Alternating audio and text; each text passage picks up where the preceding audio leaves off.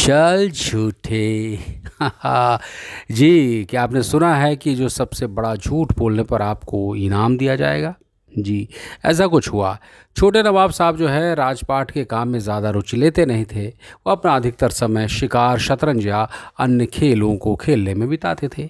एक दिन उन्होंने एक प्रतियोगिता रखी जिसमें सबसे बड़े झूठ बोलने वाले को विजयी घोषित किया जाना था। जीतने वाले को सोने की 1,000 मोहरें भी मिलनी थी। तो क्या हुआ कहानी में मैं आपको आगे बताता हूँ और कहानी पूरी सुनिएगा। आप सुन रहे हैं अपना कहानी कॉर्नर। मैं हूँ अरुण शेखर। प्लीज़ चैनल को सब्सक्राइब कीजिए, लाइक कीजिए और कमेंट करके बताइएगा कहानियाँ कैसी लगती हैं।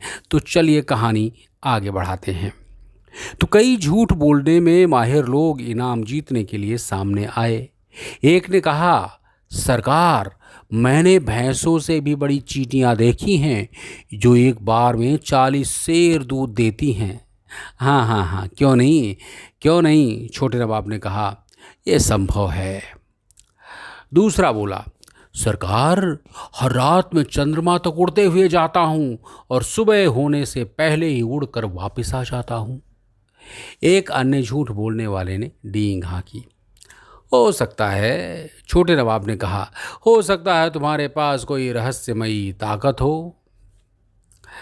सरकार, एक तोंद निकले मोटे आदमी ने कहा, सरकार, जब मैंने एक तरबूज के कुछ बीज निकले तब से मेरे पेट में छोटे छोटे तरबूज पैदा हो रहे हैं। जब कोई तरबूज पक जाता है तो वो फूट जाता है और उससे मुझे अपना भोजन मिल जाता है। अब मुझे कुछ और खाने की ज़रूरत ही नहीं पड़ती। हाँ, तुमने किसी ताकतवर तरबूज के बीज खा लिए होंगे, छोटे नवाब ने बिना पलके झपकाए हुए कहा।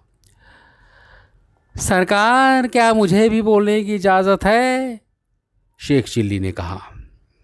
ज़रूर ज़रूर, छोटे नवाब ने ताना कसते हुए कहा, तुमसे हम किन प्रतिभाशाली शब्दों की उम्मीद करें? सरकार, शेख चिल्ली ने ज़ोर से कहा, आप इस पूरे राज्य के सबसे बड़े बेवकूफ़ आदमी हैं। आपको नवाब के सिंहासन पर बैठने का कोई हक नहीं है। पूरी राजसभा में सन्नाटा छा गया। तब छोटे नवाब चिल्लाए, पहरेदारों, इस नाचीज को गिरफ्तार कर लो। शेख चिल्ली को पकड़ा गया और खींच कर लाया गया। निकम्मे, बेशरम, छोटे नवाब का गुस्सा उबलकर बाहर निकला। तुम्हारी ये जुर्रत कैसे हुई? अगर तुमने इसी वक्त हमारे पैरों में गिरकर माफ़ी नहीं मांगी तो तुम्हारा सिर धड़ से अलग कर दिया जाएगा। पर सरकार, पर सरकार, शेख चिल्ली ने विरोध जताते हुए कहा, आपने ही तो कहा था कि आप दुनिया का सबसे बड़ा झूठ सुनना चाहते हैं। फिर वो निष्कपट भाव से छोटे नवाब को देखने लगा। जो कुछ मैंने कहा उससे बड़ा क्या और कोई झूठ हो सकता है? सरकार, छोड़ दीजिए। छोटे नवाब को समझ में नहीं आया कि क्या करें। क्या शेख चिल्ली अब झूठ बोल रहा है या वो पहले झूठ बोल रहा था? शेख चिल्ली उतना बड़ा बेवकूफ़ नहीं था जितना छोटे नवाब उसे समझते थे। छोटे नवाब धीमे से हंसे और उन्होंने कहा, शाबाश, तुम इनाम जीते। सब लोगों ने शेख चिल्ली की अकल को सराहा। वो शान से 1,000 सोने की मोहरें लेकर घर चला गया। छोटे नवाब चाहे थोड़े बेवकूफ़ हों परंतु वो हैं दिलदार, शेख ने सोचा।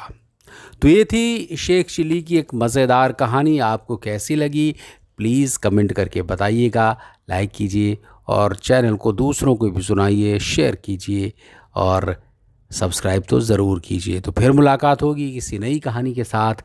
तब तक अपना ख्याल रखिए। नमस्कार।